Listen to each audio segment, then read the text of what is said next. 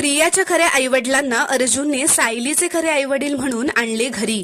श्री स्वामी समर्थ प्रेक्षकांनो, ठरलं तर मगच्या पुढील भागात अर्जुन त्या श्रद्धा टेलर्सकडे गेलेला असतो। तो त्यांना त्या भिंतीवर लावलेल्या फोटो फ्रेम बद्दल विचारतो।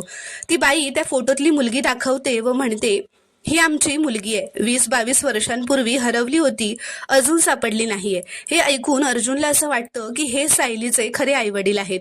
अर्जुन खुश होऊन तिला म्हणतो, सापडेल, चला मी येतो असं म्हणत तो तिथून निघून जातो।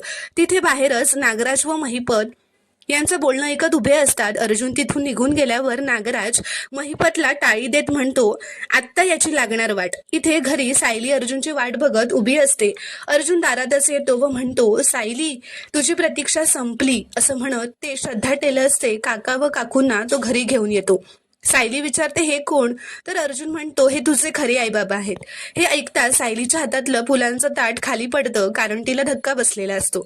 आणि प्रियाला सुद्धा त्या दोघांना बघून धक्का बसतो, कारण तिला माहिती असतं की ते तिचे खरे आई वडील आहेत। प्रेक्षकांनो, तुम्हाला जर का हा शॉर्ट रिव्ह्यू आवडला असेल तर व्हिडिओ लाईक करा व चॅनलला प्लीज सबस्क्राईब करा।